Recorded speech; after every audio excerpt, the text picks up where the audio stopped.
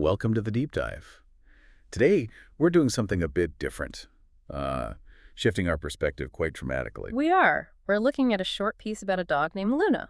Right, but not just any dog. Yeah. Luna's tiny, like finger-sized apparently, and she's exploring a living room. And that's the core of it. How does a familiar space transform when you're suddenly that small? It's about scale and perception. Exactly. Yeah. Our mission here is to sort of unpack that sense of adventure that comes just from seeing the everyday world, well, differently.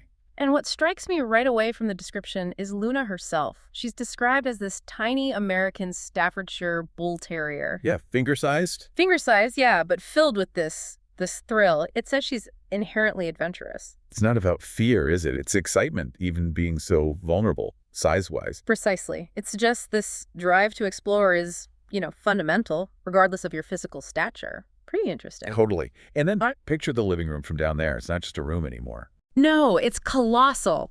The source describes the sofa as a mountain range of plush cushions. A mountain range. And the throw pillow. That becomes a fluffy, unexplored continent. Wow. And the coffee table? A vast, polished plateau. It really paints a picture of an immense landscape. It really does. Can you imagine the sensory input? The smells from the carpet must be, overwhelming. The textures, the sheer height of things. That sensory shift is crucial, isn't it? What's mundane for us is completely novel, maybe even overpowering for Luna. Makes you wonder what details we miss just because of our size and, well, our usual way of looking at things. Absolutely. We're just not tuned into that frequency, so to speak. Okay, so she's exploring this giant land.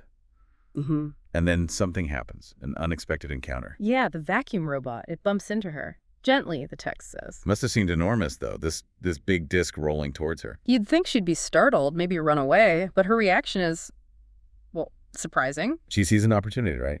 Instantly. The description mentions her leaping onto it with lightning speed. No hesitation. That's amazing. Talk about quick thinking, adapting on the fly to something totally alien in her world. It really highlights that adventurous spirit again, seeing potential where others might see danger. And then, the ride. Her perspective shifts yet again. Not just scale, but now motion too. Oh yeah, the description here is great. It says the room becomes a blur.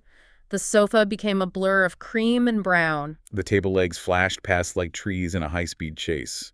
That's vivid. It really puts you there, feeling that rush, that sudden speed from a viewpoint so close to the ground. You can almost feel the wind, tiny as she is. And her reaction to this, pure joy. She gives this little bark of delight. The ride of her life, the text calls it. Which is just perfect. It captures how that change in scale and perspective turns something simple.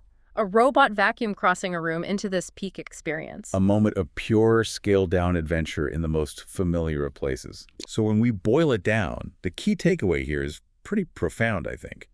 Luna's little journey shows us just how dramatically scale changes everything. It's not just about being bigger or smaller. It fundamentally reshapes reality, interaction, perception. What's totally normal from our height becomes this thrilling, maybe slightly terrifying new world from hers. Mm-hmm.